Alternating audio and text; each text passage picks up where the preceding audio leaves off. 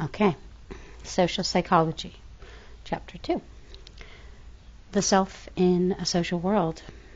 There are 3 things that are extremely hard: steal, a diamond, and to know oneself. Benjamin Franklin. At the center of our worlds, more pivotal for us than anything else, is ourselves. As we navigate through our daily lives, our sense of self continually engages the world. Consider this. How is your online self different from your in-person self? Many social media users emphasize the positive, featuring the successes and not the failures, the beautiful vacation photos, but not the mind-numbingly long road trip to get there. And the way we present ourselves in person can also be carefully curated, from haircuts to clothes to not telling the whole truth when your friends ask, "What do you think about my new boyfriend?" So which of these is your real self? Your online self, your in-person self, or is there even such a thing as a real self, or are we just an amalgam of how we present ourselves to others? Even when we're alone, do we have a realistic view of our own characteristics and abilities? These are some of the questions that we consider in this chapter. So, spotlights and illusions. What do they teach us about ourselves? Describe the spotlight effect and its relation to the illusion of transparency. Rushing out of the door one day, you forget to comb your hair. All morning, you are acutely self-conscious of your bad hair day. To your surprise, your friends in class don't say anything. You're not sure if they're secretly laughing to themselves or are too preoccupied noticing your uncombed hair. So why do we often feel like others are paying more attention to us than they actually are? The spotlight effect means seeing ourselves as center stage, thus intuitively overestimating the extent to which others' attention is aimed at us. Timothy Lawson explored the spotlight effect by having college students change into a sweatshirt emblazoned with American Eagle before meeting a group of peers. Nearly 40% were sure that the observers would remember the shirt of what the shirt said, but only 10% after leaving the room for a few minutes. Oh, wait. But only 10% actually did. Most observers do not even notice when the student changed sweatshirts after leaving the room for a few minutes.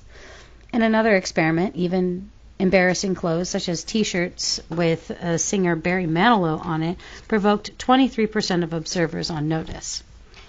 Many fewer than 50% estimated by the students sporting the 1970s warbler on their chests.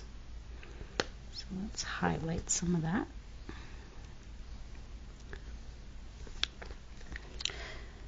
What's true of our dorky clothes and bad hair is also true of our emotions, our anxiety, irritation, disgust, deceit, or attraction to someone else. Fewer people notice than we presume. Keenly aware of our emotions, we often suffer from an illusion of transparency. Illusion of transparency. If we're happy, we know it. Then our face will very surely show it. And others, we presume, will notice. Actually, on being more opaque than we realize. So sorry. To position my book in a way that I'm not like holding it in a fucked up way. Okay, anyways, let's get back to this. Okay, so if we're happy and we know it, and our face very sharp. Okay, so and others we presume will notice. Actually, we can be more opaque than we realize. In addition to thinking our emotions are transparent, we also overestimate the visibility of our social blunders and public mental slips.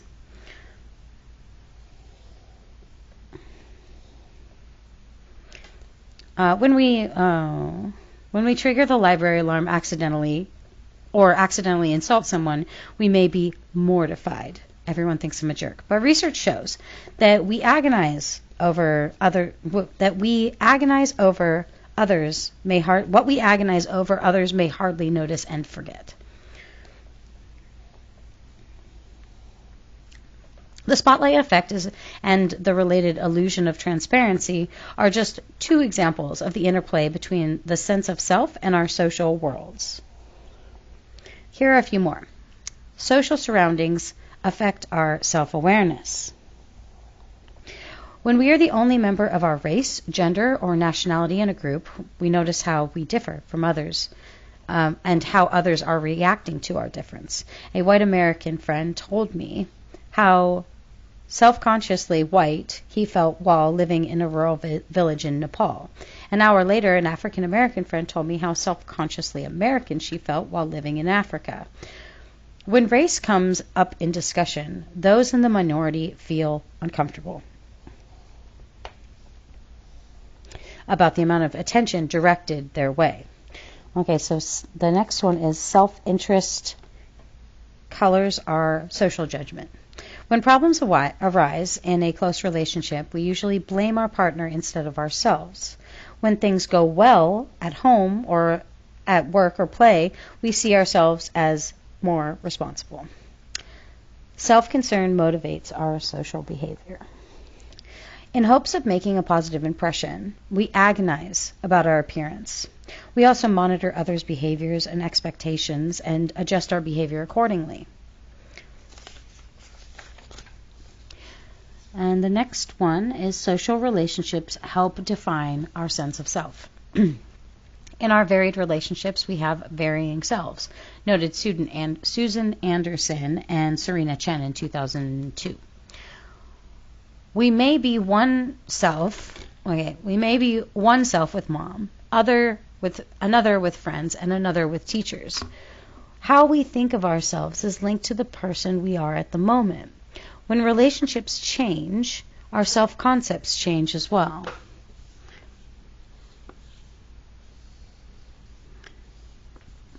Just doing a little highlighting here. College students who recently broke up with a romantic partner shifted their self-perceptions and felt less certain about who they were. One reason breakups can be so emotionally distressing. As these examples suggest, the traffic between ourselves and others runs both ways. Our sense of ourselves affects how we respond to others, and others help shape our sense of self. No topic in psychology today is more heavily researched than the self.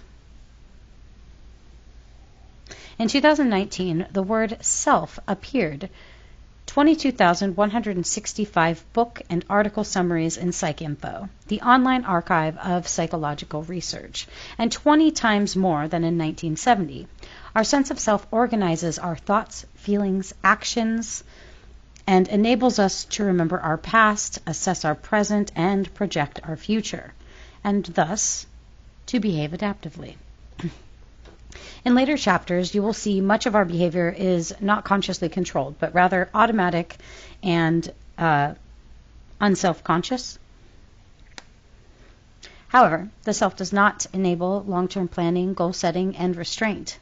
It imagines alternatives and compares itself with others and manages its reputation and relationships. Moreover, as Mark Leary noted in his aptly titled "The Curse of the Self," the self can sometimes be an impediment to satisfying life. That's why religious and spiritual mediation practices seek to prune the self's egocentric preoccupations. I'm highlighting way too much this time. By quieting the ego, reducing its attraction to material pleasures, and redirecting it. Mysticism, added psychologist Jonathan Haidt in 2006, everywhere and always is about losing the self, transcending the self, and merging with something larger than the self. In the remainder of the chapter, we will examine the self-concept and how we come to know ourselves and the self in action, and how our sense of self drives our attitudes and actions.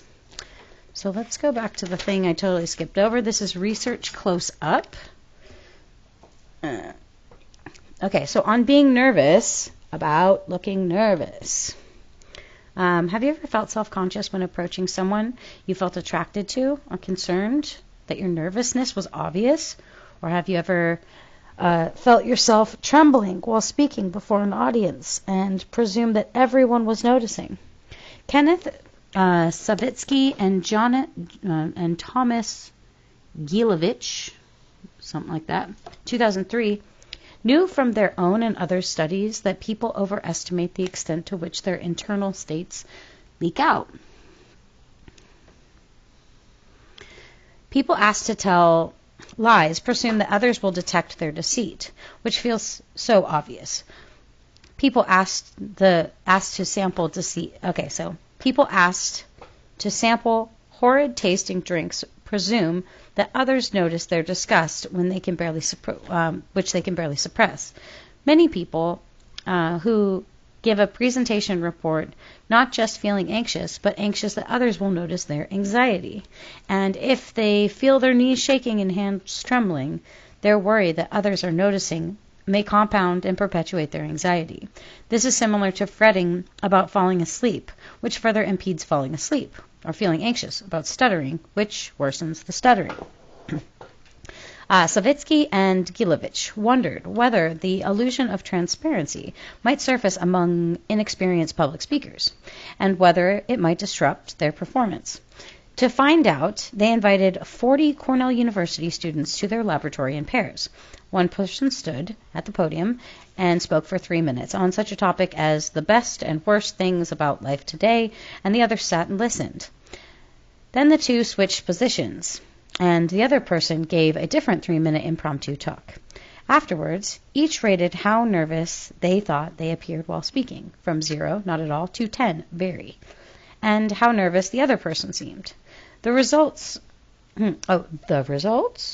people rated themselves as appearing relatively nervous, 6.65 on average, to their partner, but they appeared not so nervous, 5.25, a difference great enough to be statistically significant, meaning that a difference this great for this sample of people was very unlikely to have been due to a chance variation. 27 of the 40 participants, that's 68%, believed that they appeared more nervous than did their partner. To check the reliability of their finding, Savitsky and Gilovich replicated or repeated extended the experiment to having people speak before an audience of people who are going to be giving speeches themselves, to rule out the possibility that this might explain the previous results. Again, speakers overestimated their transparency of their nervousness. Savitsky and Gilovich wondered whether informing speakers that their nervousness is not so obvious might help them relax to perform better. They invited 77 of the Cornell students to come back to the lab after a 5 minutes preparation to give a 3-minute videotaped speech on race relations at their university. They divided the students into 3 groups. Those in one group, the control condition, were given no further instructions. Those in the second group, the reassured conditions, what they're calling that, were told that it was natural to feel anxious, but that you shouldn't worry much about what other people think. With this in mind, you should relax and try to do your best. Know that if you become nervous, you probably shouldn't worry about it. To the third group, those in the informed condition, they explained the illusion of transparency, and telling them that it was natural to feel anxious. The experimenter added, research was found that audiences can pick up on your anxiety as well as you might expect. Those speaking feel their nervousness is transparent, but in reality their feelings are not so apparent.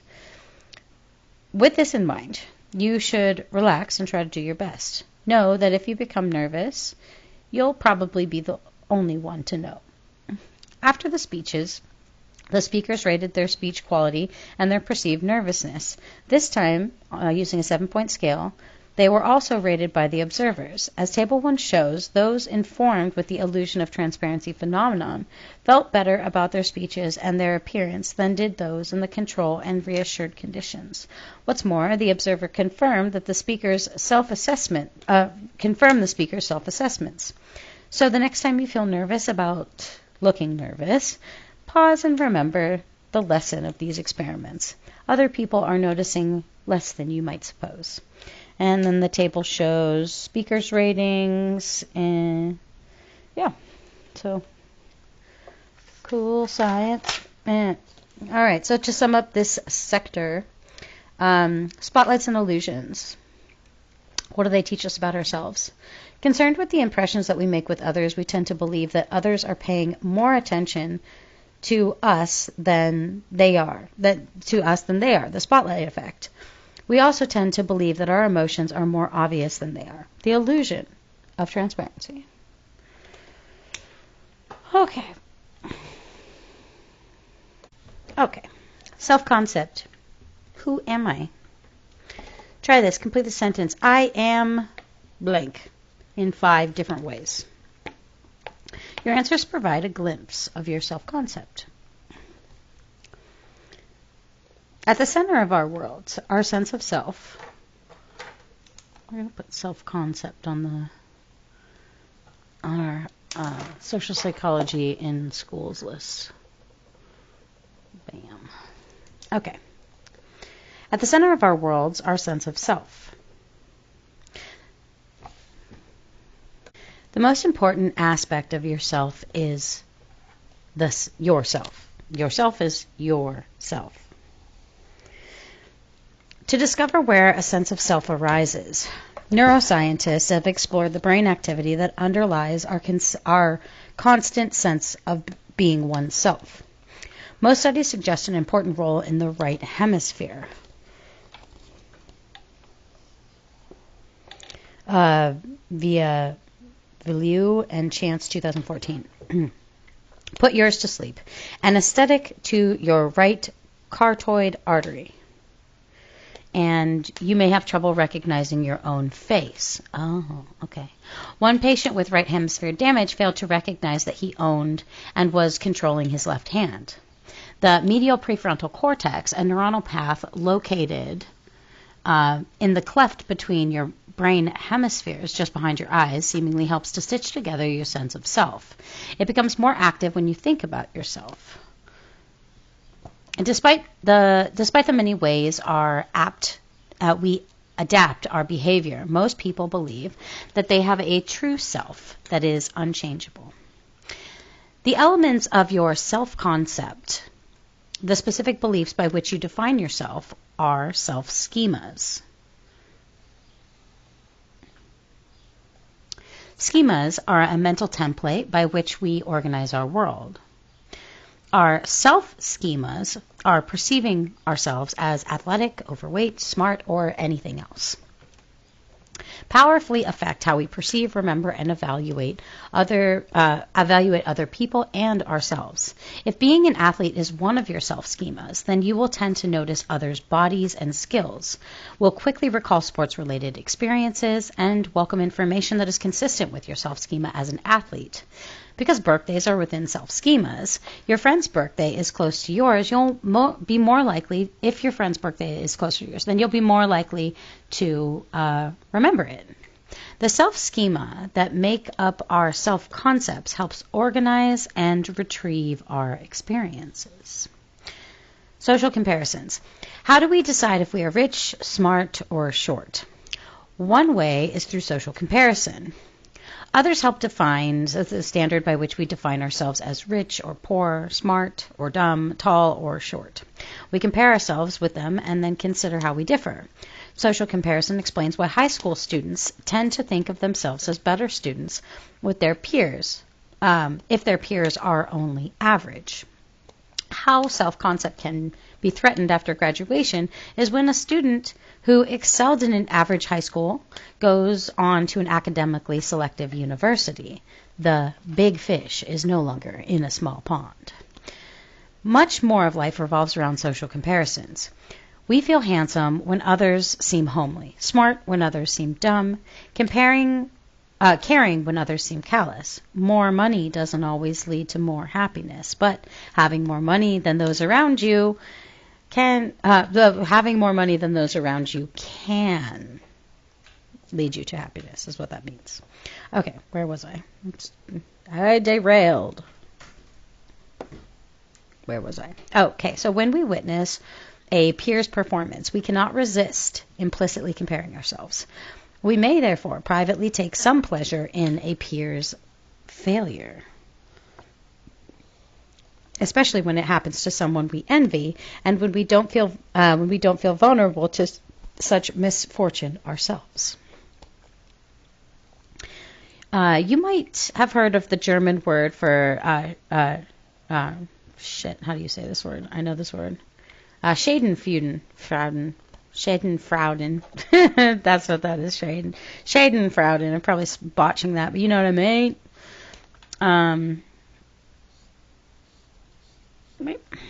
Okay. Schadenfreude. Anyways, sometimes the social comparison is based on incomplete information.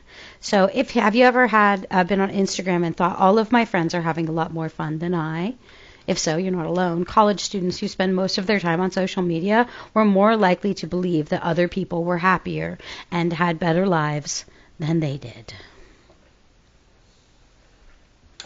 Of course, it can't be true that everyone is having more fun than everyone else. It's just that social media users feature more exciting and positive aspects of their lives. Sure enough, Facebook users who socially compared themselves to others on the site were more likely to be depressed, a phenomenon research called seeing everyone else's highlight reels.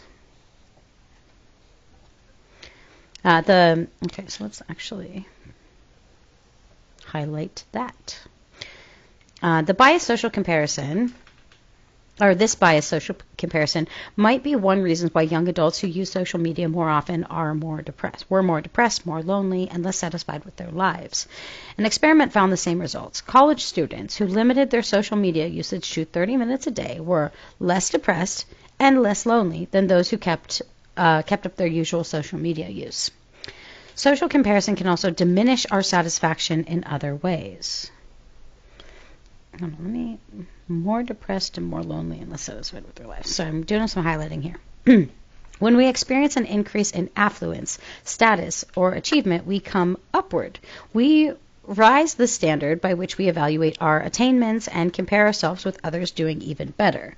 When climbing the ladder of success, we tend to look up, not down. When facing competition, we often protect our shaky self-concept by perceiving our competitor as advantaged. For example, college swimmers believe that their competitors had better coaching and more practice time. Even sexual activity is the subject of social comparison. Adults who have sex more often are happier. You might have guessed that. But when social comparison kicks in, people who have a lot of sex are less happy if their peers are having more sex than they are. Apparently, we judge not by how much fun we're having, but how it measures up to how much fun everyone else is having. Stand by. Other people's judgments. When people think well of us, we think well of ourselves. Children whom others label as gifted, hardworking, or helpful tend to incorporate such ideas into their self-concepts and behavior. Children who are praised for being a helper rather than helping later help more. It has become a part of their identity.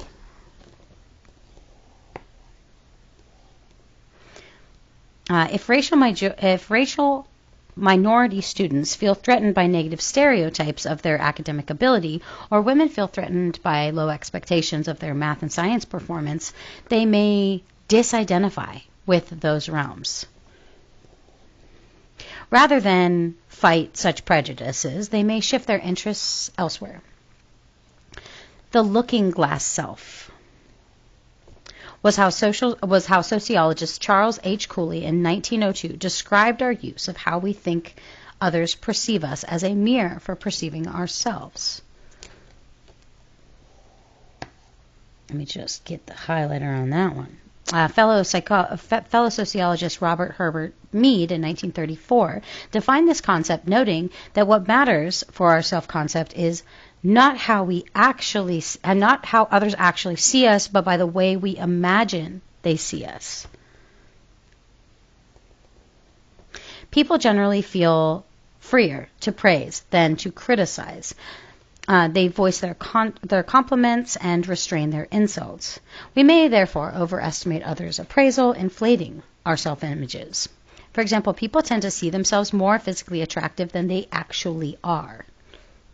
Interesting.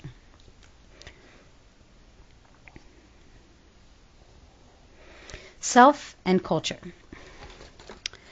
How did you complete the I am statement? Did you give information about personal traits such as I am honest, I am tall, I am outgoing?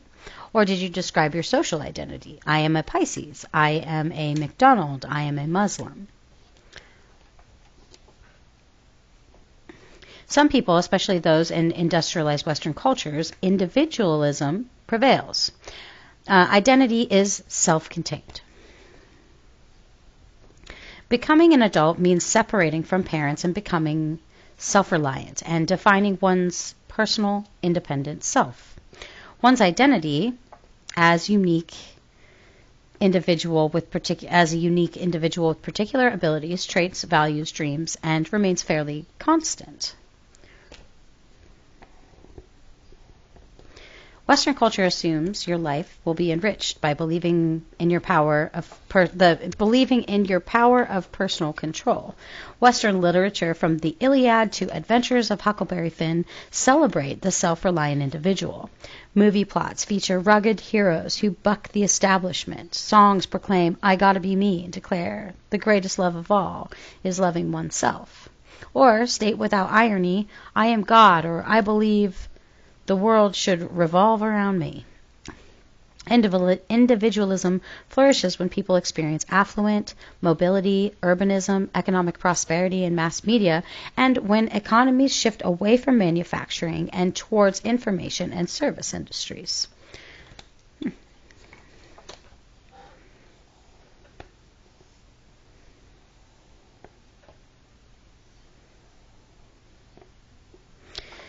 Such changes are occurring worldwide, and we might therefore expect individualism is increasing globally. Most cultures native to Asia, Africa, Central and South America place a greater value on collectivism by respecting and identifying with the group. In these cultures, people are more self-critical and focus less on positive self-use.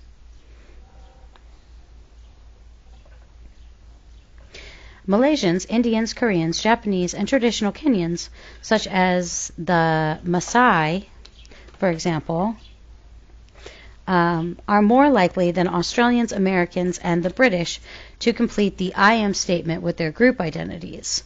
When speaking, people use the language of collectivist countries, say I less often. They say I less often. Okay, so compared with U.S. church websites, Korean church websites place more emphasis on social connections and participation and less on personal and spiritual growth and betterment. Okay. Of course, pigeonholing cultures is solely an individualistic and or collectivistic oversimplifies, because within any culture, individualism varies from person to person. There are individualist Chinese and collectivist Americans, and some people behave communally at some times and individualistically at others. Individualism, collectivism also varies across countries, across a country's political views and regions. Conservatives tend to be economic individualists. Don't tax or regulate me. And moral collectivists, legislation against immorality. Liberals tend to be an economic collectivist. Let's pass universal health care. Or moral individualists. Keep your laws off my body. In the United States, Native Hawaiians and people living in the Deep South are more collectivistic than those in the states such as Oregon or Montana. States in the West such as Oregon or Montana. The rich are more individualistic than the poor. Males more than females, whites more than non-whites, and San Franciscans more than Bosnians. In China, people living in areas that grow rice, which requires a more collective cooperation, are more collectivistic than those in the areas that grow wheat. Despite individual and subcultural variations, researchers continue to regard individualism and collectivism as important concepts for understanding cultural differences. Growing individualism within cultures. Cultures can also change over time, and many may seem to be growing more individualistic. One way to see this is by using Google Books' Ngram Viewer, which shows the usage of words and phrases in the full text. I want to scope that out. Full text of 5 million books since the 1800s. Try it yourself. It's online and it's free. I will totally want to check that out. In the 2000s, compared to previous decades, books published in the United States use the word get more and give less. Ooh. And used I, me, and you more than we and us, a little less. This pattern of increasing individualism also appears in books in 8 other languages worldwide.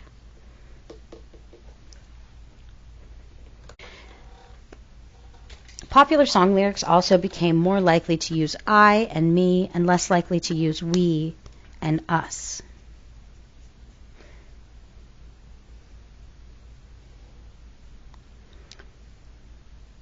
Oh, sorry, I was spaced out a little bit. Okay, so I and me less likely to use we and us between 1980 and 2007. With the norm shifting from the sappy love song of the 1980s, Endless Love from 1981, in the self-celebration of the 2000s, Justin Timberlake single-handedly bringing sexy back in 2006, more recent analysis of popular songs found a steady increase in expressions of anger and emotion related with individualism. Even your name might show a shift towards individualism. American parents are now less likely to give their children common names and more likely to help them stand out with an unusual name. Although nearly 20% of boys born in 1990 receive one of the 10 most common names, less than 8% receive such a common name by 2016, with the numbers similar for girls. Today, you don't have to be the child of a celebrity to have a name as unique as North, Surrey, or Apple. Americans and Australians, most of whom are descended from those who struck out on their own to immigrate, are more likely than Europeans to give their children uncommon names. Parents in the Western United States and Canada,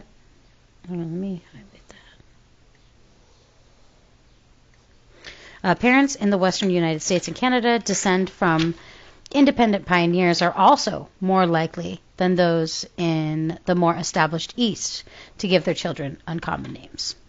The more individualistic the time or the place, the more children receive unique names.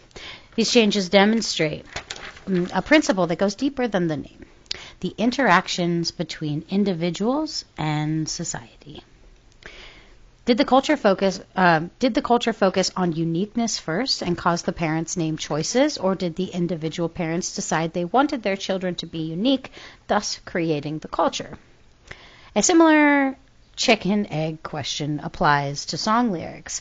Did the more self-focused population listen to more self-focused songs, or did listening to more self-focused songs make people more self-focused? The answer, though not yet fully understood, is probably both.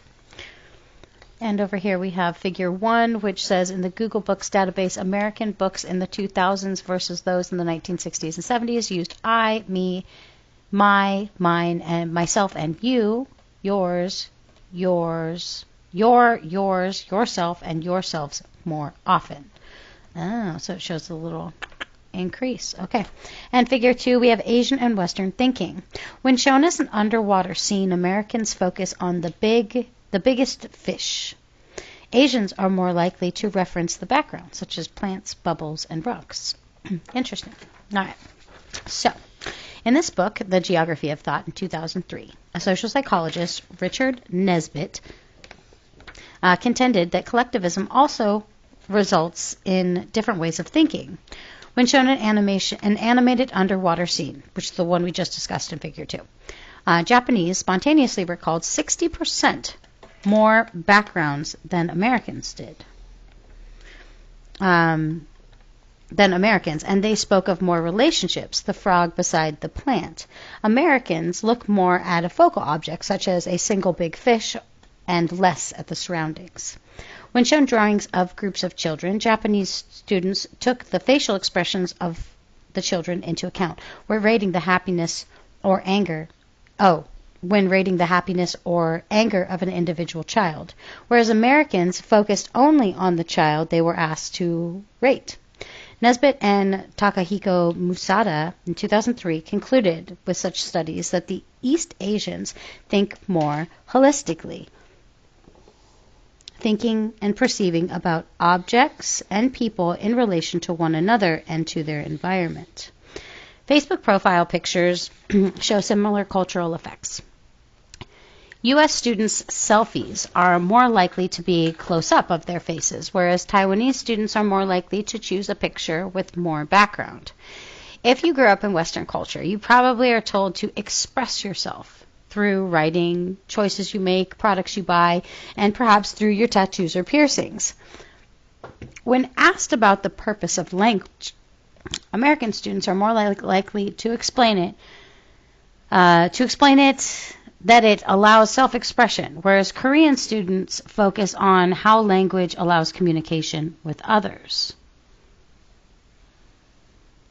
American students are also more likely to see their choices as expressions of themselves and to evaluate their personal choices more favorably. The individualized latte, decaf, single shot, skinny, extra hot, that seems just right for the North American coffee shop would seem strange in Seoul, noted Kim and Hazel Marcus in 1999. In Korea, people place less value on expressing their uniqueness and more on tradition and shared practices. Figure 3. Okay, so figure 3, which pen would you choose? When Hee-jung Kim and Hazel Marcus in 1999 invited people to choose one of these pens, 77% of Americans, but only 31% of Asians chose the uncommon color, regardless of whether it was orange, as here, or green. The results illustrate the cultural preferences for uniqueness and conformity noted by Kim and Marcus.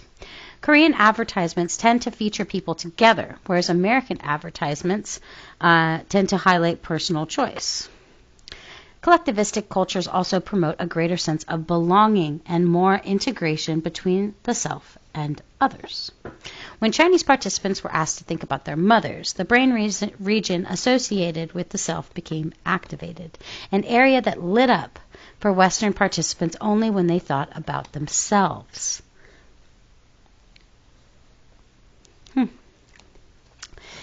Interdependent selves have not one self, but many selves. Self with parents, self at work, and self with friends. Figure 4 and Table 2 suggest the interdependent self is embedded in social memberships. Conversation is less direct and more polite, and people focus more on gaining social approval. Among Chinese students, half said that they would stop dating someone if their parents disapproved, compared to the less than 1/3 of American students. In a collectivistic culture, the goal of social life is to harmonize with and support one's communities, not, as it is more individualistic societies, to enhance oneself and make independent choices. And that some observers argued explains why American individualism led to people resisting mandates to wear masks during COVID-19 pandemic and restrict social contracts, and to the resulting high rate of U.S. fatalities. Culture and self-esteem. In collectivistic culture, self-esteem seems to be malleable, context-specific, rather than stable enduring across situations.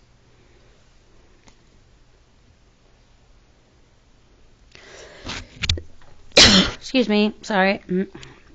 In one study, only 1 in 3 Chinese and Japanese students agreed that they remained essentially the same person in different situations, compared to 4 in 5 Canadian students.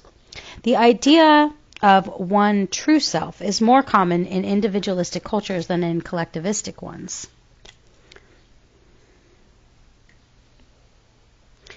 For those in individualistic cultures, self-esteem is more personal and less rational. If the Westerner's personal identity is threatened, she will feel angrier and sadder than when her collective identity is threatened. Unlike Japanese, who persist more on tasks when they are failing, people in individualistic countries persist more in succeeding because success elevates self-esteem. Western individualists like to make comparisons with others that boost their self-esteem. Asian collectivistic make comparisons, often upwards, with those doing better, in ways that facilitate self-improvement. I feel like there's so much to highlight here that could be on the test. So when do you suppose the university students in collectivistic Japan and individualistic United States most likely report positive emotions such as happiness and elation? For Japanese students, happiness comes from positive social engagement, with feeling close, friendly, and respectful. And for American students, it often comes with disengaged emotions, feeling effective, superior, and proud. Conflict in collectivistic cultures often takes place between groups. Individualistic cultures breed more conflict and crime and divorce between individuals. It's really interesting. Okay, so when Shinobu Kitayama in 1999, after 10 years of teaching and researching in America, visited his Japanese alma mater, Kyoto University, graduate students were astounded when he explained the Western idea of the individualistic self.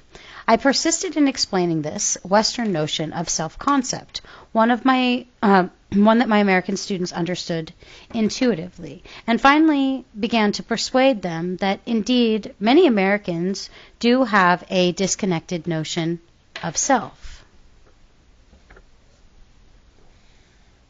Still, one of them, sighing deeply, said at the end, "Could this really be true?" To read more about the psychological differences between cultures, see the Inside Story, Hazel Marcus and Shinobu Katayama on cultural psychology. When East meets West, does the self-concept become more individualized? What happens when Japanese are exposed to Western advice to believe in one's own possibilities, and to movies featuring a heroic individual police officer catching the crook despite others' interference? As Stephen Heine and co-researchers reported in 1999, they become more individualistic. Being an exchange student has a similar effect. Personal self-esteem increased in Japanese exchange students after spending 7 months at the University of British Columbia. In Canada, individual esteem is also higher among long-term Asian immigrants than among more recent immigrants, and higher than those living in Asia. Culture can shape self-views even in a short period of time. So self-knowledge, know thyself. Know thyself, admonished an ancient Greek oracle. And we certainly try. We readily form beliefs about ourselves, and we, in Western cultures, don't hesitate to explain why we feel and act as we do. But how well do we actually know ourselves? There is one thing and only one in the whole... Okay, there is one thing and only one in the whole universe which we know more about than we could learn from external observation, noted C.S. Lewis in 1952, pages 18 to 19. That one thing is ourselves.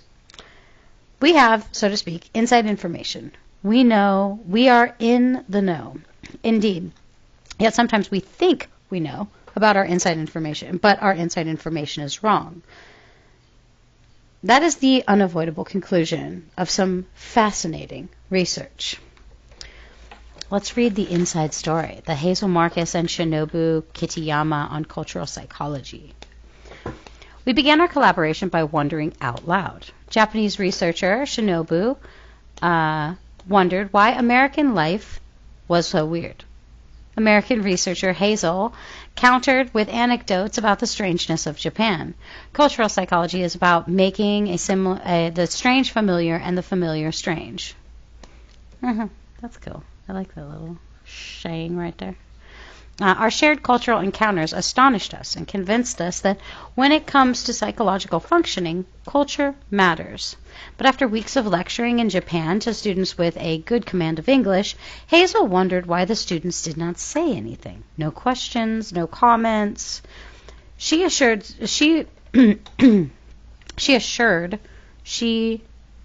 students that she was interested in ideas that were different from hers.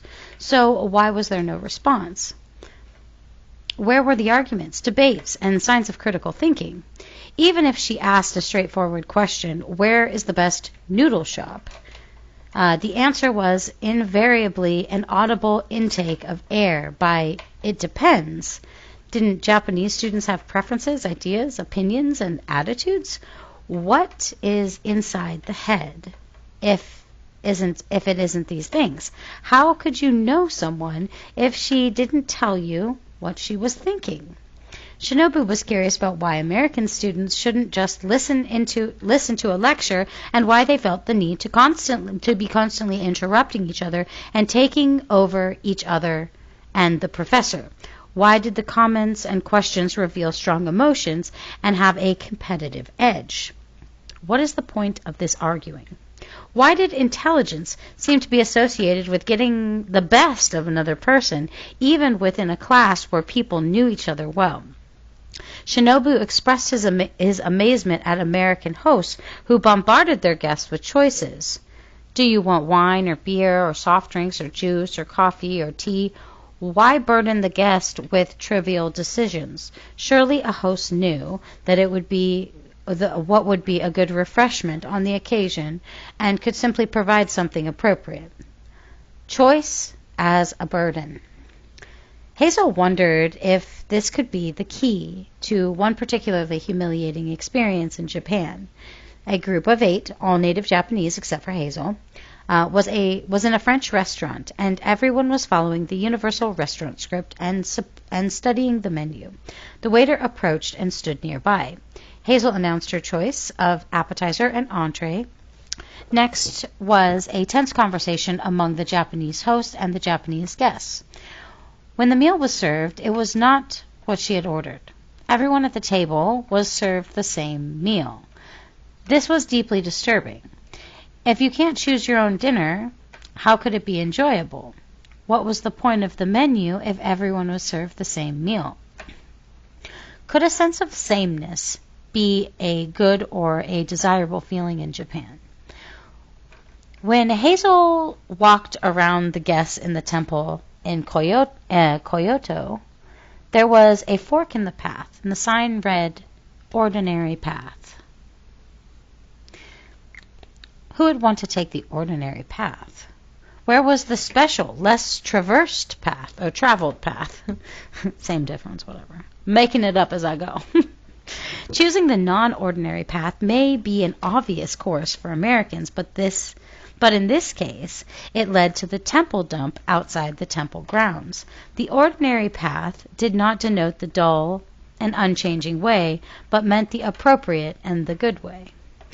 These exchanges inspired our experimental studies and reminded us that there are ways of life beyond the ones that each of us know best.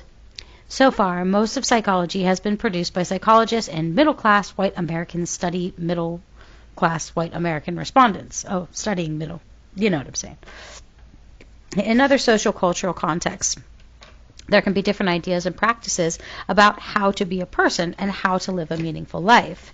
And these differences have an influence on psychological functioning. And this realization fuels the continuing interest in collaboration and in cultural psychology. Predicting our behavior. Consider 3 examples of how people's self-perceptions can err. Movie watching. Netflix once invited users to predict what film they wanted to watch. Many predicted that they would watch a highbrow intellectual film, but they actually watched a lowbrow crowd-pleaser film. When Netflix stopped asking people what they wanted to watch and instead offered movies watched by similar customers, people watched more movies. What they thought they wanted and what they actually wanted were two different things.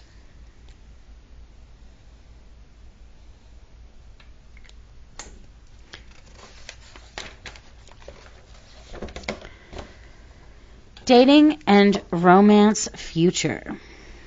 Inevitably, dating couples are optimistic about how long their relationship will last. Their friends and families often know better, reported Tara McDonald and Michael Ross in 1997. Among University of Waterloo students, their roommates were better predictors of whether their romances would survive than they were. So if you're in love and you want to know whether it will last, don't listen to your heart, ask your roommate. Performance. Medical residents weren't very good at predicting whether they would do well on a surgical skills exam, but peers in the program predicted each other's performance with startling accuracy. Similarly, peers predicted psychology students' exam grades better than the students themselves, mostly because peers relied on past performance rather than the students' overtly optimistic hopes for acing the test. One of the most common errors in behavior prediction is underestimating how long it will take to complete the task. We call this planning fallacy, which is cool, and we do that a lot. The Big Dig Freeway construction project in Boston was supposed to take 10 years, and actually took 20 years. The Sydney Opera House was supposed to be completed in 6 years. It took 16. Less than a third of couples engaged to be married completed their wedding planning as quickly as they expected, with only 4 out of 10 sweethearts bought a planned Valentine gift for their self-imposed deadline. College students writing a senior thesis paper finished 3 weeks later than their most realistic estimate, and a week later than their worst-case scenario estimate. However, friends and teachers were able to predict how late these papers would be. Just as you should ask your friends and how long your relationship is likely to survive. Wait. Just like how you ask your friends. Yeah, same way. If you want to know when you will finish your term paper, ask your roommate or your mom. You should also do what Microsoft does. Managers automatically add 30% onto a software developer's estimate of completion, and 50% if the project involves a new operating system. So, how can you improve your self-predictions? The best way is to be realistic about how long tasks took in the past. Many people underestimate how long something will take, because they misremember previous tasks by taking less time than they actually did. Another useful strategy, so we're going to be realistic, how long it takes. Another useful strategy, estimate how long each step in the project will take. Engaged couples will describe their wedding planning steps in more detail, more accurately predicted how long the process would take. Are people equally bad at predicting how much money they will spend? Joanna Peets and Roger Bueller in 2009 found that the answer was yes. Canadian undergraduate predicted that they would spend $94 over the next week, but they actually spent $122. Considering that they had spent $126 the week before in their study, their guess should have been more accurate. When they came back a week later, they still predicted that they would spend only $85 in the coming week. U.S. homeowners renovating their kitchens plan to spend $18,658, but instead spent $38,769. So just as we think we will complete tasks quickly, we think we will save our money. The difficulty lies in actually doing so. The Lao Toots was right. I don't know how to say that. I'm sorry. Tao Toots. Lao. That guy. He who knows others is learned. He who knows himself is enlightened. Then most people, it would seem, are more learned than enlightened. Predicting our feelings. Many of life's big decisions involve predicting our future feelings. Would marrying this person lead to lifelong commitment? Would entering a profession make for satisfying work? Would going on a vacation produce a happy experience? Or would the likelier result be divorce, job burnout, and holiday disappointment? Sometimes we know how we will feel. Sometimes we know how we will feel if we fail that exam, win that big game, and soothe our tensions with a half-hour jog. Oh, yeah, we think we do. Yeah. We know what exhilarates us and what makes us anxious or bored. Other times we may mispredict our responses. Asked how they would feel if they were asked how they would feel if asked sexual harassing questions on a job interview. Most women studied by Julia Woodzeka and Marianne LaFrance in 2001 said that they would feel angry. When actually asked such questions, however, women more often experienced fear. Studies of affective forecasting reveal that people have the greatest difficulty predicting intensity and duration of their future emotions. People mispredict how they would feel sometime after a romantic breakup, receiving a gift, losing an election, winning or losing a game, and being insulted. Some examples: predicting one's hunger. Hunger shoppers are more likely to impulse buy. Those donuts would be delicious than shoppers who would have enjoyed a quarter-pound blueberry muffin. Who just enjoyed a quarter-pound blueberry. That's a huge muffin, is it not? It's a weird word in it, though. That's a big-ass muffin. Okay, so when you're hungry, you mispredict how gross those deep-fried donuts will seem when you are satiated. When stuffed, you may underestimate how yummy those donuts might be. A purchase whose appeal quickly fades when you have eaten one or two. Predicting one's sadness.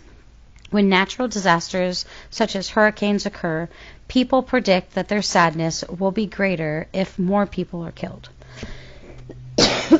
But after Hurricane Katrina struck in 2005, students' sadness was similar to when they believed that 50 people had been killed to when they believed 1,000 had been killed. What did influence how sad people felt is seeing pictures of the victims. No wonder poignant images of disasters on TV have so much influence on us. Predicting one's happiness. People overestimate how much their well-being would be affected both by bad events, breakup, failing to reach an athletic goal, etc., etc., and good events, warmer winters, weight loss, more television channels, more free time. Even extreme events, such as winning the state lottery and suffering a paralyzing accident, impact long-term happiness less than people suppose.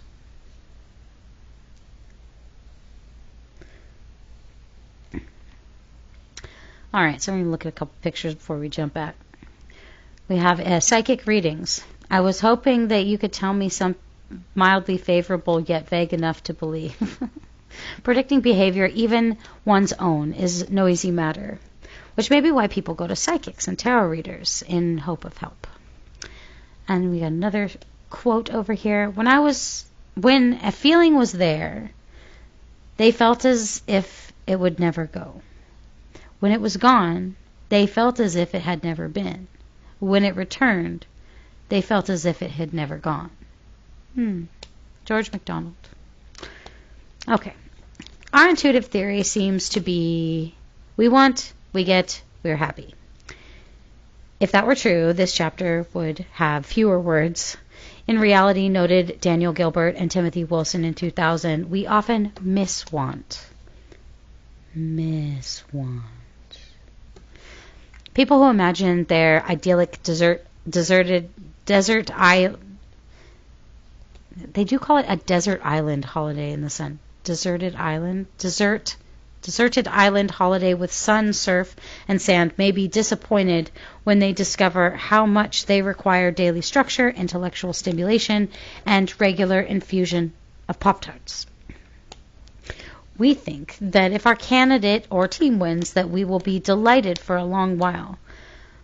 But study after study reveals our vulnerability to impact bias, which is overestimating the enduring impact of an emotion-causing event. Faster than we expect, the emotional traces of such good tidings evaporate. We are especially prone to impact bias after a negative event. Let's make this personal. Gilbert and Wilson invite you to imagine how you might feel a year after losing your non-dominant hand. Compared with today, how happy would you be? You may have focused on what the calamity would mean. No clapping, no shoe tying, no competitive basketball, no speedy keyboarding. Although likely you would forever regret the loss. Your general happiness sometime after the event would be influenced by two things: the event and everything else. In focusing on the negative event, we discount the importance of everything else that contributes to happiness and thus overpredict our enduring misery. Nothing that you focus on will make as much of a difference as you think, wrote researchers David Shakade and Daniel Kahneman.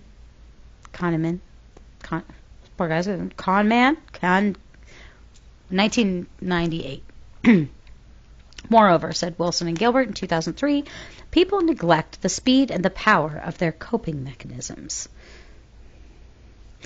We include rationalizing, discounting, forgiving, limiting emotional trauma because we are unaware of the speed and the strength of our coping.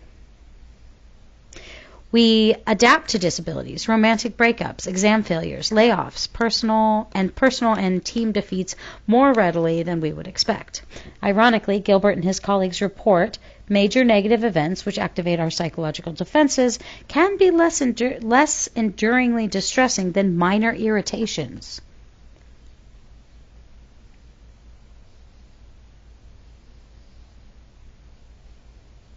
Which don't activate those defenses. So under most circumstances, we are amazingly resilient. Weeping may tarry. Excuse me, I'm so gross today, I apologize. Weeping may tarry from the night, but joy comes with the morning. Psalm 35, verse 5. Okay.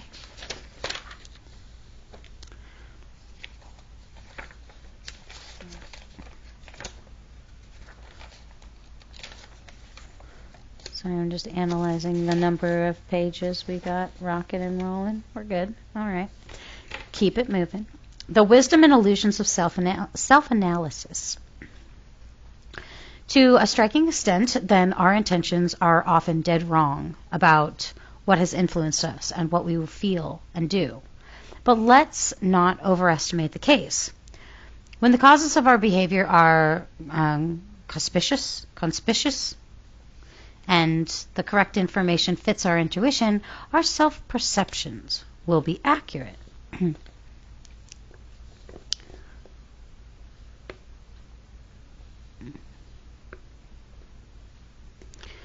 When the causes of behavior are obvious to an observer, but are usually obvious to us, they are usually obvious to us as well.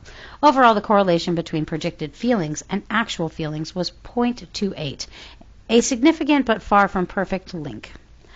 We are unaware of much that goes on in our minds.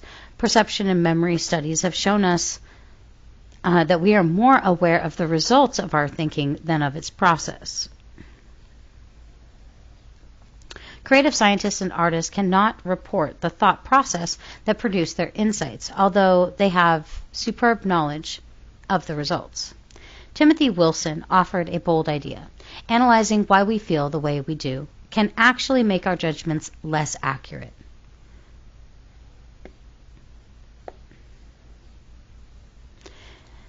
In 9 experiments, Wilson and colleagues, 1989 to 2008, found that the attitudes of people consciously expressed towards things or people usually predicted their subsequent behavior reasonably well.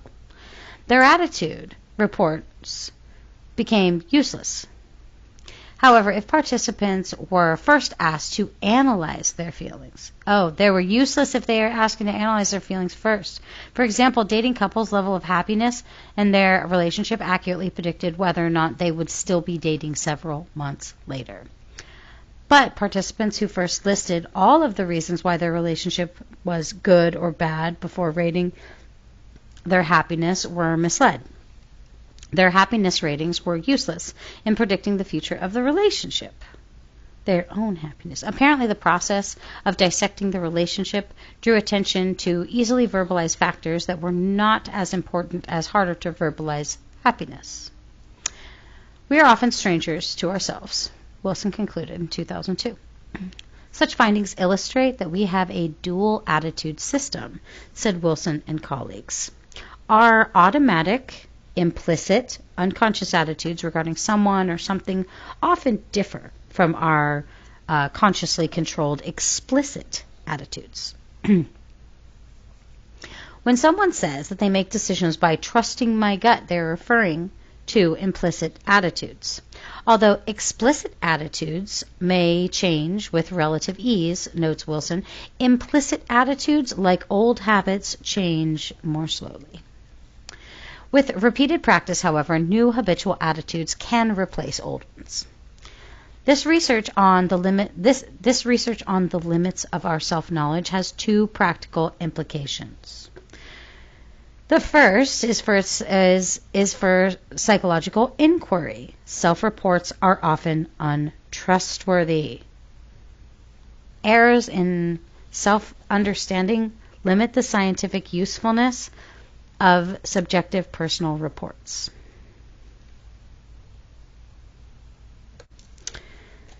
Okay, so the second implication is for our everyday lives. Even when people report and interpret their experiences with complete honesty, that does not mean that their reports are true. Personal testimonies are powerfully persuasive, as discussed in more detail in the chapter titled Social Psychology in Court. But they may also be wrong. Keeping this potential for error in mind can help us feel less intimidated by others and become less gullible. So summing up, self-concept, who am I? Who are you and I? Our sense of self helps organize our thoughts and actions. When we process information with reference to ourselves, we remember it well using self-schemas. Self-concept consists of two elements: the self-schemas that guide our processing of relevant information and the possible selves that we dream or dread. Cultures shape the self too. Many people in individualistic Western cultures assume an independent self. Others, often in collectivistic cultures, assume more independent self. These contrasting ideas contribute to the cultural differences in social behavior. Our self-knowledge is curiously flawed. We often do not know why we behave the way we do. When influences upon our behavior are not too conspicuous. Is this conspicuous? I don't know why this word is struggling. I'm struggling with it. Conspicuous. And it's not, is inconspicuous? Inconspicuous? Conspicuous? Is not conspicuous. I think it's conspicuous. Okay. Is not conspicuous enough for any observer to see. We too can miss them. This unconscious implicit process that control our behavior may differ from our conscious explicit explanations of it.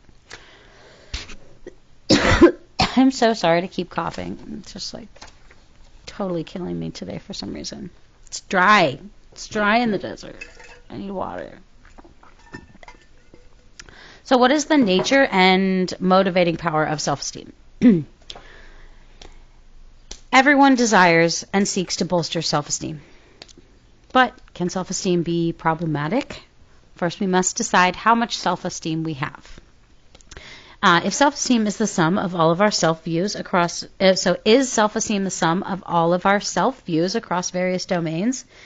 If we see ourselves as attractive, athletic, smart, destined to be rich and loved, we will have high self-esteem. Yes, said Jennifer Crocker and Connie Wolf in 2001. When we feel good about the domains, looks, smarts, or whatever, important to our self-esteem. One person may have self-esteem that is highly contingent on doing well in school and being physically attractive, whereas another may have self-esteem that is contingent on being loved by God and adhering to moral standards. Thus, the first person will feel high self-esteem when made to feel smart and good-looking, the second person when made to feel moral. But Jonathan Brown and Keith Dutton in 1994 argue that this bottom-up view of self-esteem is not the whole story. I'm going to put a little arrow. It's not the whole story. The causal arrow, they believe, also goes the other way. People who value themselves in a general way, those with high self-esteem, are more likely to value their looks, abilities, and so forth.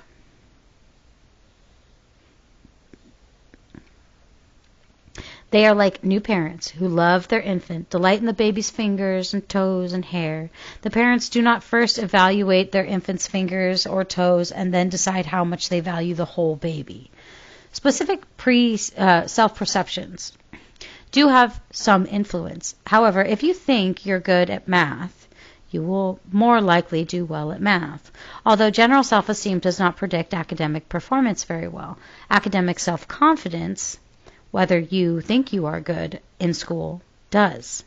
Of course, each causes the other. Doing well in math makes you think you are good at math, which then motivates you to do better. If you want to encourage someone or yourself, it's better if your praise is specific. You're good at math. Instead of general, you're just great. And if your kind words reflect true ability and performance. You really improved on your last test. Rather than unrealistic optimism, you can do anything. Feedback is the best when it's true and it's specific. One intriguing study examined the effects of very general feedback on self-esteem. Imagine you're getting your grade back for the first test in a psychology class. When you see your grade, you groan. It's a D-. But then you get an encouraging email with some review questions from your class and this message. Students who have high self-esteem not only get better grades, but they remain self-confident and assured. Bottom line, hold your head and your self-esteem high. Another group of students instead get a message about taking personal control of their performance and proceed or receive review questions only. So which group did better on the final exam? To the surprise of the researchers, the students whose self-esteem was boosted did by far the worst on the final. In fact, they flunked it. Struggling students told to feel good about themselves, the researchers' muse may have thought, I'm already great, why study? Thought they were too smart for study. Got it. Self-esteem motivation. When people are extremely motivated to maintain their self-esteem. Most people are extremely motivated to maintain their self-esteem. In fact, college students prefer a boost to their self-esteem to eating their favorite food, engaging in their favorite sexual activity, seeing a best friend, drinking alcohol, or receiving a paycheck. So, somewhat incredibly, self-esteem is more important than pizza, sex, and beer. What happens when your self-esteem is threatened? So, for example, by failure or an unflattering comparison with someone else. When brothers have markedly different ability levels, for example, one is a great athlete and the other is not, they report not getting along well. Dutch university students who experience negative feedback felt more schadenfreude, whatever. Joy in others' misfortune. Schadenfreude. I don't fucking know. Joy in others' misfortune. Schadenfreude. Whatever. I give up. So, when they watch a young woman sing horribly out of tune in an audition for the Dutch version of American Idol, Misery loves to laugh at others' misery. Self-esteem threats also occur amongst friends, whose success can be more threatening than that of strangers.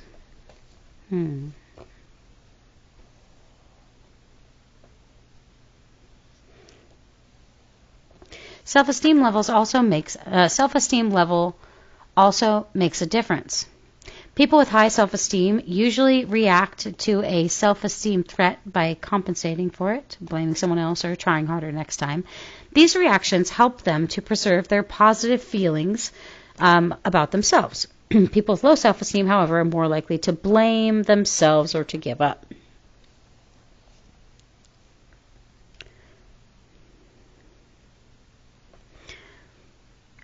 What underlies the motive? Hold on, I gotta write something down. What underlies the motive to maintain or enhance self-esteem? Mark Leary, 1998, 2004, and 2007, believed that self-esteem is similar to a fuel gauge. Relationships enable surviving and thriving. So the self-esteem gauge alerts us to threatened social rejection, motivating us to act in greater sensitivity to others' expectations. Studies confirm that social rejection lowers self-esteem and makes people more eager for approval. Spurred or jilted, we feel unattractive or inadequate. Like a blinking light dashboard, this pain can motivate action such as self-improvement or a search for acceptance and inclusion elsewhere.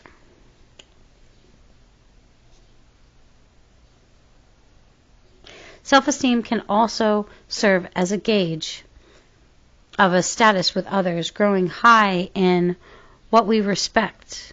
I'm caught in a thought, sorry. Self-esteem can also serve as a gauge of status with others, growing high in what we respected as well as liked.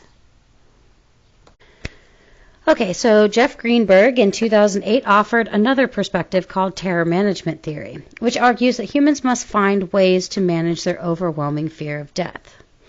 If self-esteem were only about acceptance, he counters, why do people strive to be great rather than to just be accepted? Lost my highlighter. Just kidding, found it.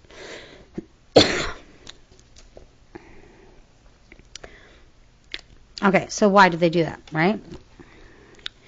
The reality of our own death, he argued, motivates us to gain recognition from our work and our values.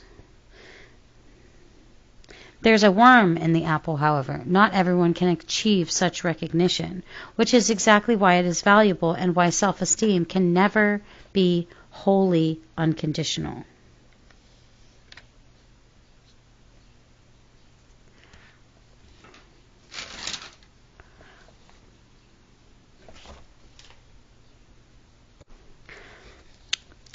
Or not based on anything, such as when parents say, you're just special for just being you.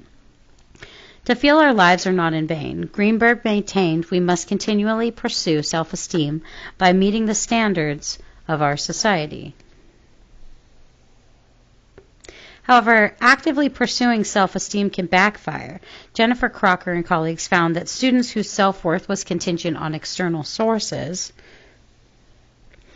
such as grades or others' opinion, experienced more stress, anger, relationship problems, drug and alcohol use, and eating disorder than did those whose sense of self-worth was rooted more in internal sources, such as personal values. Ironically, noted Crocker and Laura Park in 2004, those who pursue self-esteem, perhaps by seeking to become beautiful, rich, or popular, may lose sight of what it really makes them feel good about themselves.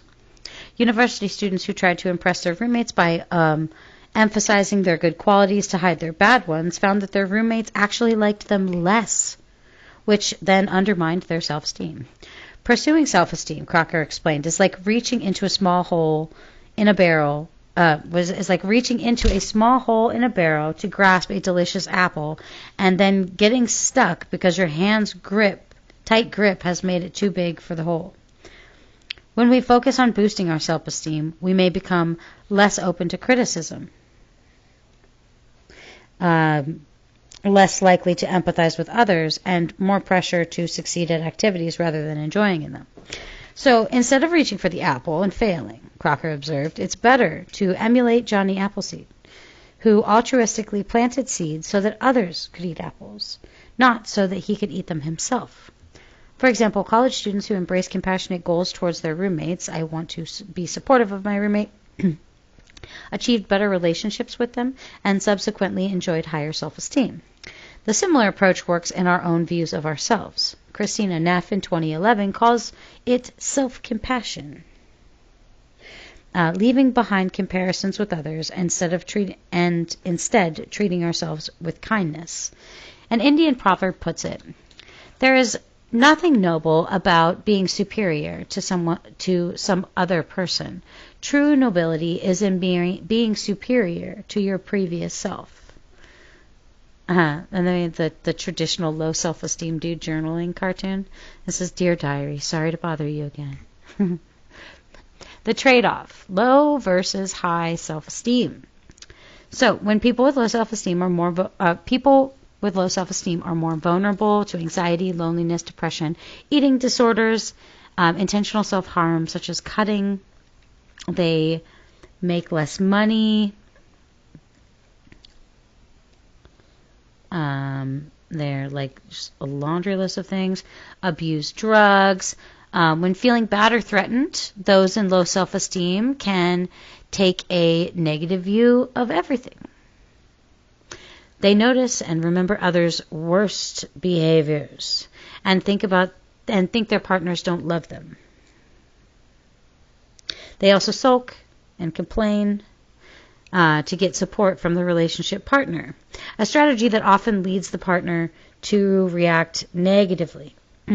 Although people with low self-esteem do not choose less desirable partners, they are quicker to believe that their partners are criticizing or rejecting them.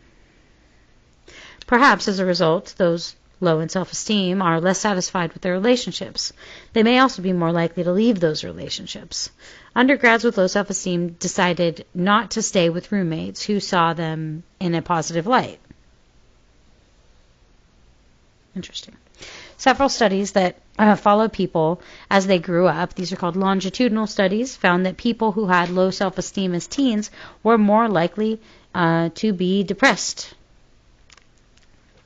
suggesting that low self-esteem causes depression instead of the other way around. However, as you recall from chapter and introducing social psychology, a correlation between two variables is sometimes caused by a third factor. Maybe people low in self-esteem also faced poverty as children, experienced sexual abuse, and had parents who used drugs. All possible causes of later struggling. Sure enough, a study that controlled for these factors found the link between self-esteem and negative outcomes disappeared. So, there's that. Low self-esteem was seemingly a symptom of an underlying dis-ease. In this case, a tough childhood. Unfortunately, trying to boost low self-esteem through repeating positive phrases such as, I am a lovable person, it actually backfires. It actually makes people low in self-esteem feel worse. Don't do this. Affirmations that are realistic, man. Okay, that's not what it says, but let me keep reading. Those in low self-esteem also don't want to hear positive things about negative experiences. Instead, they prefer understanding responses, even if they are negative, such as that really sucks. When good things happen, people with high self-esteem are more likely to savor and sustain good feelings. As research on depression and anxiety suggests, self-serving perceptions can be useful. It may be strategic to believe we are smarter, stronger, and more socially successful than we are. Belief in our superiority can also motivate us to achieve, called the self-fulfilling prophecy, and can sustain hope through our difficult times. High self-esteem has other benefits. It fosters initiative, resilience, pleasant feelings. Yet teen gang leaders, extreme ethnocentricists, terrorists, men in prison for committing violent crimes also tend to have higher than average self-esteem. Hitler had very high self-esteem, noted by Roy Baumeister and co-authors in 2003. Nor is self-esteem the key to success.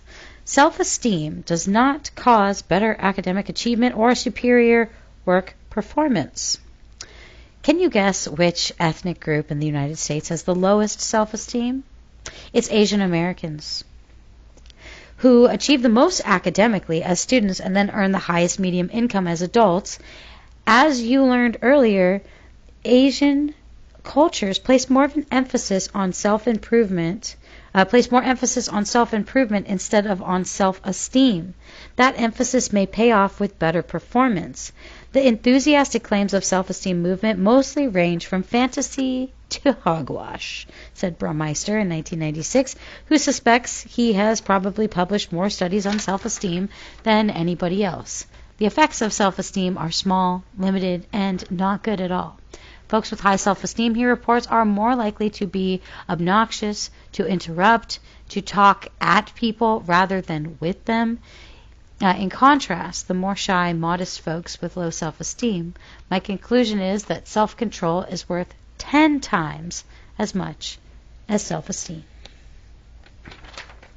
And I want to read his quote here. It says, after all these years, I'm sorry to say that my recommendation is this. Forget about self-esteem and concentrate more on self-control and self-discipline. Recent work suggests this would be good for the individual and good for society. And lost my pen cap. Oh, no, I didn't. Narcissism. Oh, yes. Here we go. Self-esteem. Self-esteem's conceited sister. I can't get enough of that. That's great. Okay, so high self-esteem becomes especially problematic when it crosses over into narcissism, or having an inflated sense of self. Narcissism is more than just high self-esteem.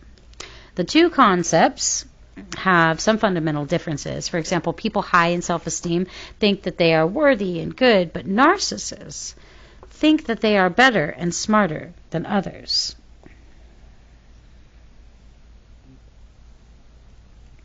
People with high self-esteem value both individual achievement and relationships with others. Narcissists usually have high self-esteem, but they are missing the piece about caring for others. Although narcissists can be outgoing and charming, early on their self-centeredness often leads to relationship problems in the long run. The link between narcissism and problematic social relations led Delroy Paulus and Kevin Williams in 2002 to include narcissism in the dark triad of negative traits, along with Machiavellianism, which is manipulativeness, and antisocial psychopathy.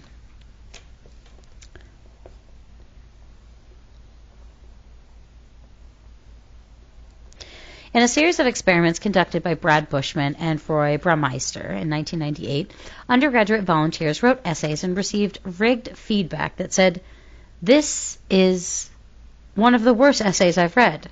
Those who scored high on narcissism were much more likely to retaliate, blasting painful noise into the headphones of the student that believed that had criticized them. Narcissists weren't aggressive towards someone who praised them. Great essay. It was the insult that set them off. But what about self-esteem? Maybe only the insecure narcissists, those low in self-esteem, would lash out. But that is not what happened. Instead, the students high in both self-esteem and narcissism were the most aggressive. In the classroom setting as well, those who were high in both self-esteem and narcissism were more likely to retaliate against a classmate's criticism by giving him or her a bad grade. Bushman et al., 2009, Figure 5. Let's see what is C. Narcissism, self-esteem, and aggression. Narcissism and self-esteem interact to influence aggression. In an experiment by Brad Bushman and colleagues in 2009, the recipe for retaliation against both critical classmate required both narcissism and high self-esteem. Okay. Okay, so narcissists are especially likely to lash out when the insult is delivered publicly, and thus punctures their carefully constructed bubble of superiority. For that, someone must pay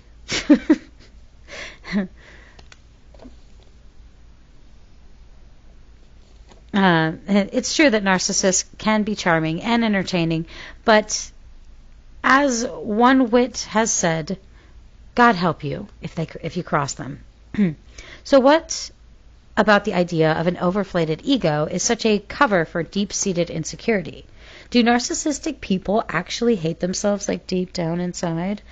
Studies show that the answer is no. People who score high on measures of narcissistic personality traits also score high on measures of self-esteem.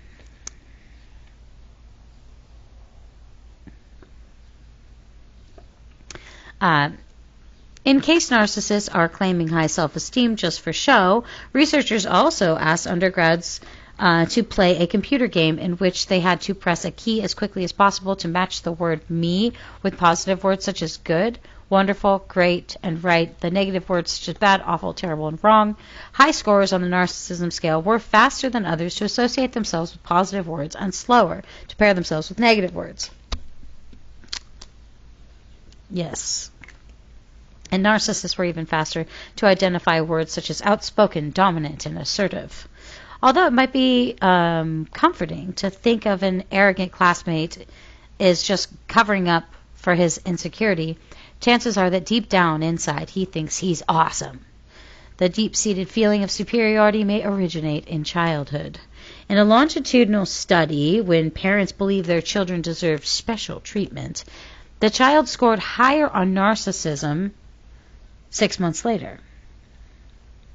In contrast, parents feeling the love and kindness to their children were not linked to narcissism. So in contrast, parents' feelings of love and kindness to their children were not linked to narcissism. This study suggests a straightforward piece of advice for parents. Instead of telling your children that they are special, tell them that you love them. Due to their self-confidence, narcissists are often initially popular with others. They sure are. In one experiment, those higher on narcissism were more likely to emerge as a leader of a group of students they had met before.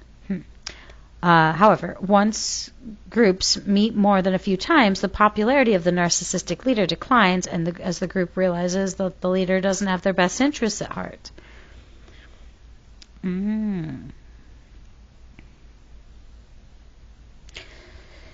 As time passes, narcissists' antagonism and aggression towards others make them less and less popular with their peers.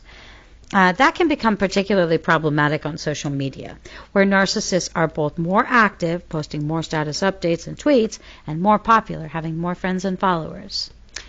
The above average, which I should probably highlight because a lot of it does seem obvious, so it's like, what do you highlight? But in the same sense, I'm like, because it's highlightable right there, that's why.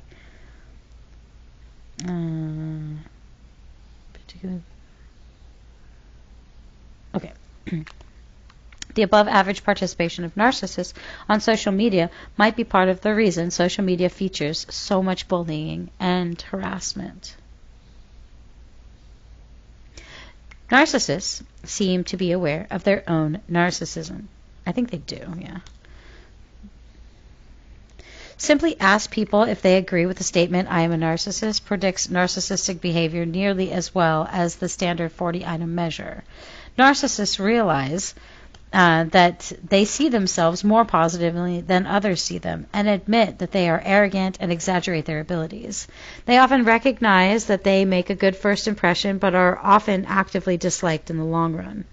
Early in life, I had to choose between honest arrogance or hypocritical humility, observed Frank Lloyd Wright.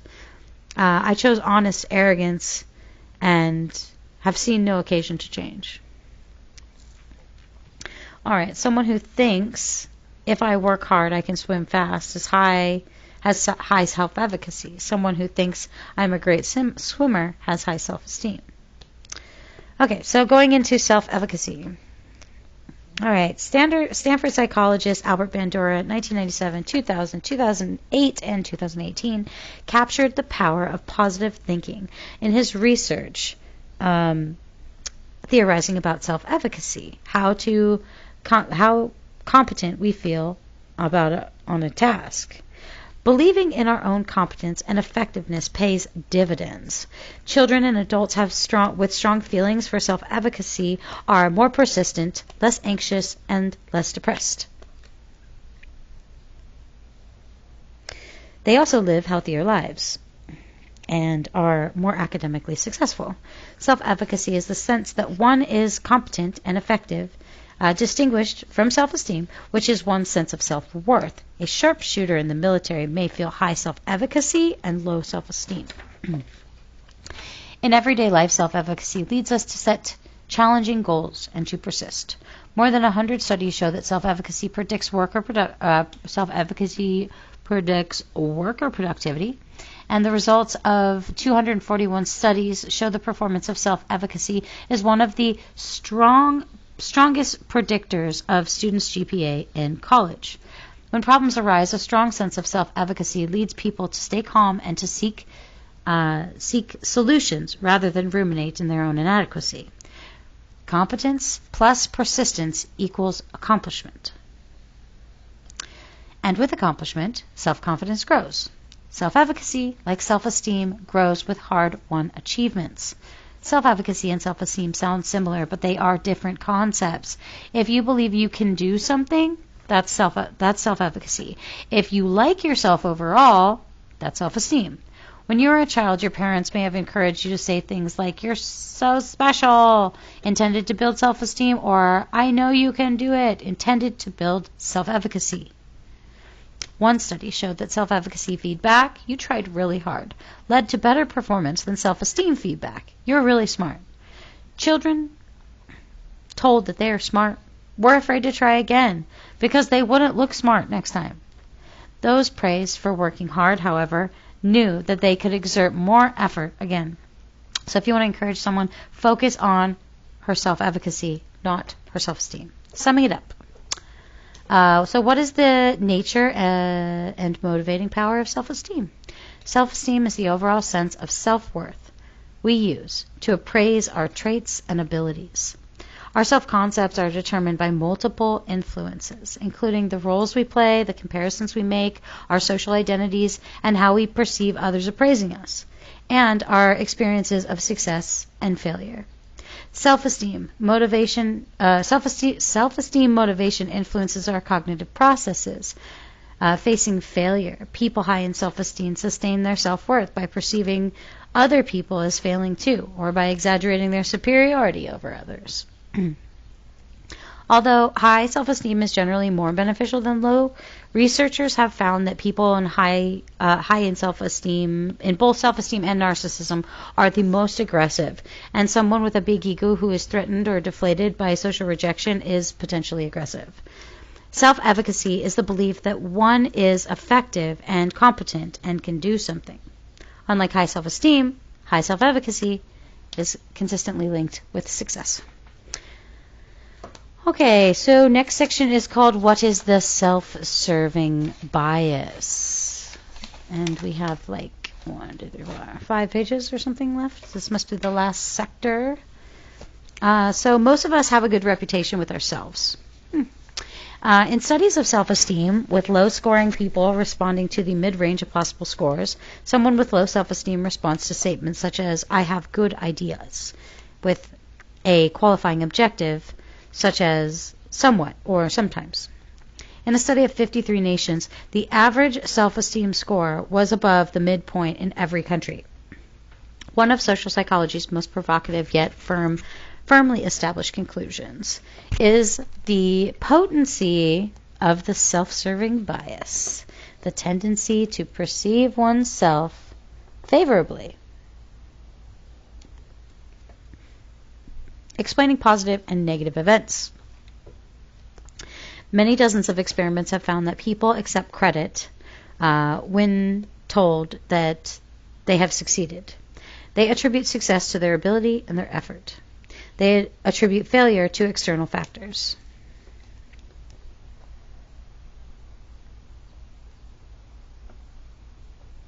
Such as bad luck or a problem's inherent possibility. Similarly, in explaining their victories, athletes commonly credit themselves, but they attribute losses to something else, bad breaks, bad ref calls, or the other team's super effort or dirty play. And how much responsibility do you suppose car drivers tend to accept for their accidents? On insurance forums, drivers have described their accidents in writing, "An invisible car came out of nowhere and struck my car and vanished.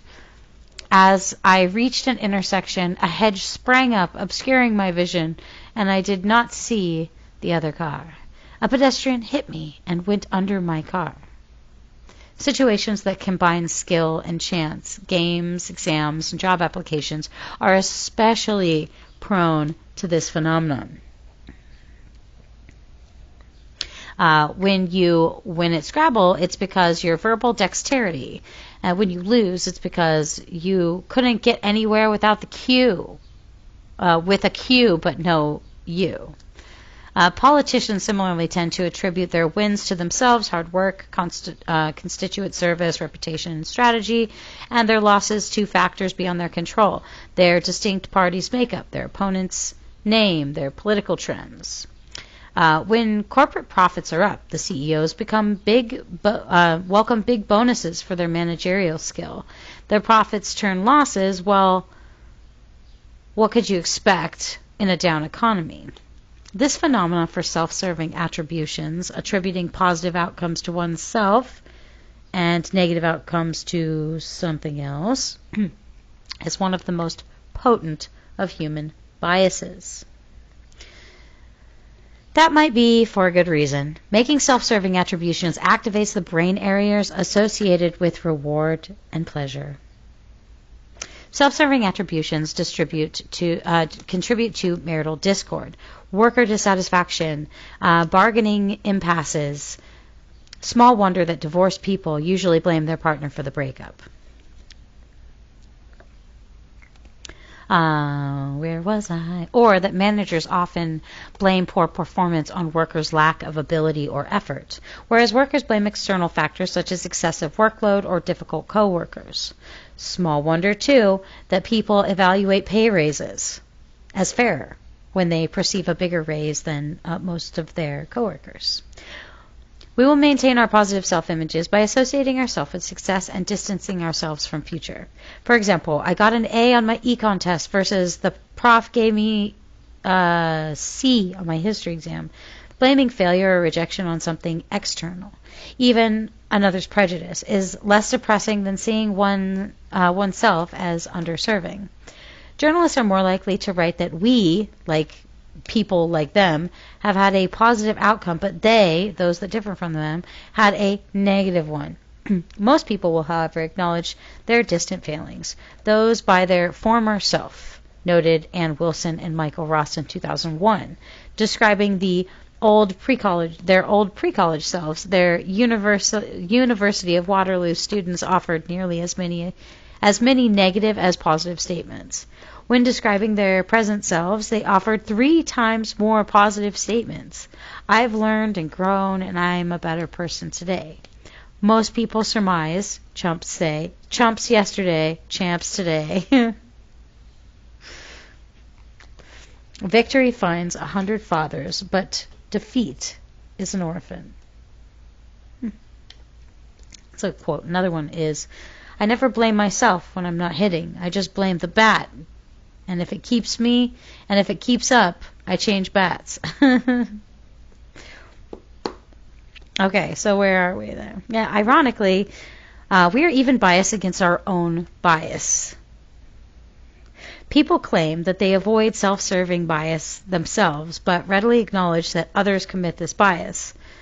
This bias blind spot can have serious consequences during conflicts. So if you're negotiating with your roommate over who does the household chores, and you believe your roommate has a biased view of the situation, you're much more likely to become angry. Apparently, we see ourselves as objective and everyone else as biased. No wonder we fight. We've each convinced we're right and free from bias. As the t-shirt slogan says, everyone is entitled to my opinion. If self-serving bias is self-serving bias universal, or are people in collectivistic cultures immune? Those in collectivistic cultures do associate themselves with positive words and valued traits. However, in some studies, collectivists are less likely to self-enhance by believing that they are better than others, particularly in individualistic domains such as leadership and individual achievement.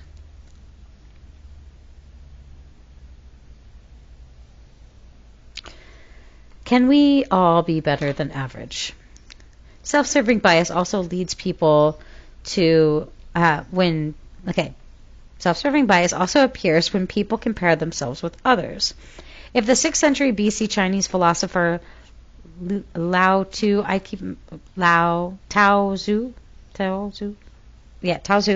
was right there, at no time in the world will a man who is sane overreach himself, overspend himself, overrate himself. Then most of us are a little insane.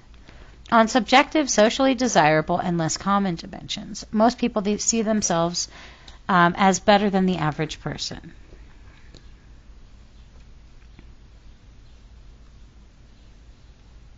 Compared with people in general, most people see themselves as more ethical, more competent at their jobs, friendlier, more intelligent, better looking, less prejudiced, healthier, even more insightful, and less biased in their self-assessment. When men convicted of violent crimes rated themselves as more moral, kind, and trustworthy than most people, see focus on, which we're going to hit next. Yeah, we'll just hit that now. Okay, so focus on self-serving bias. How do I love me? Let me count the ways.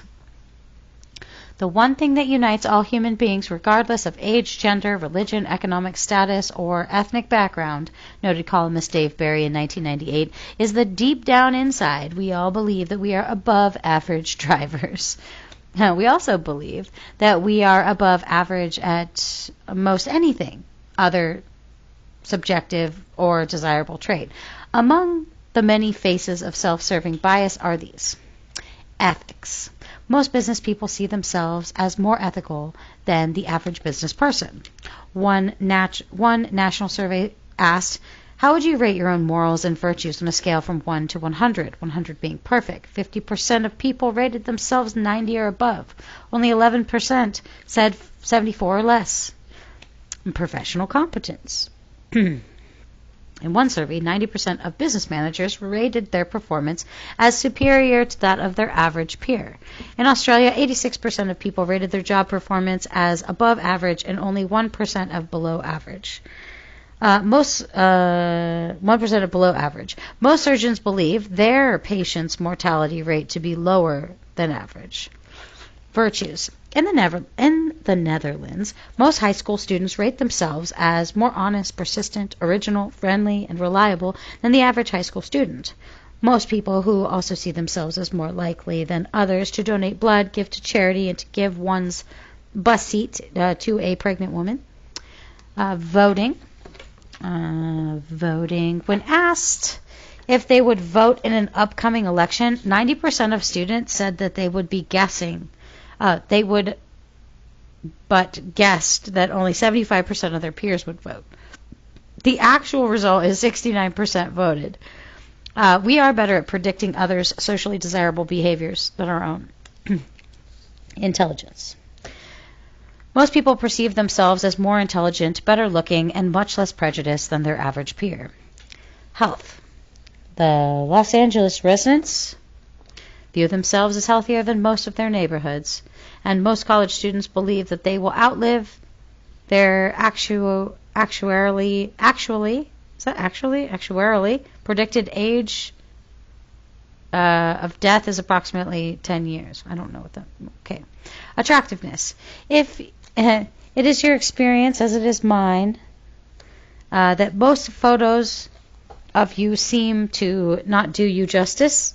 One experiment showed people a lineup of faces, one of their own, and others being their faces morphed into much less and much more attractive faces.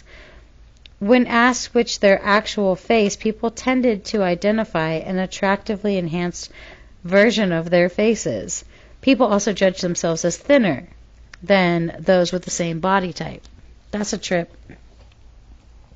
Driving. Most drivers, even most drivers who have been hospitalized for accidents, believe themselves to be safer and more skilled than the average driver. Dave Barry was right. Excuse me. All right. Back to what we were doing. Okay. Every community, it seems, is like a fictional Lake Wobegon.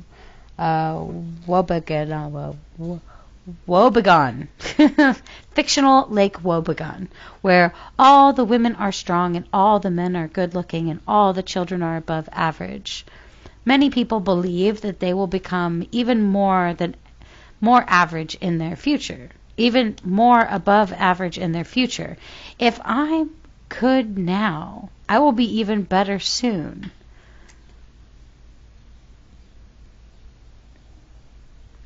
This phenomena lurks in Freud's joke about the husband who told his wife, "If one of us dies, I shall move to Paris."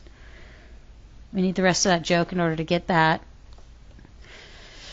The self-serving bias is also common in marriages. In 2008 survey, 49% of married men said that they did half to most of the child care, but only 31% of wives said their husband did this much. In the same survey, 70% of women said that they do most of the cooking, but 56% of men said that they do most of the cooking. My wife and I used to pitch our laundry on the floor next to our bedroom clothes hamper. In the morning, one of us would put it in. When suggested that I take more responsibility for this, I thought, I already do it 75% of the time. So I asked her how often she thought she picked up the clothes, and she replied, about 75% of the time. The general rule,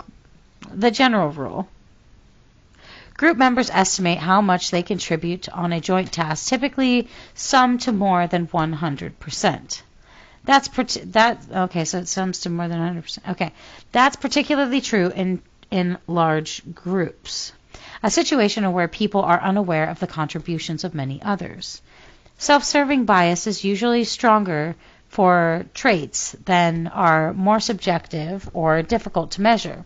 75% of college students in 2019 believed they were above average in drive to achieve, the more subjective attribute, but only 44% thought that they were above average in the more quantifiable realm of math ability.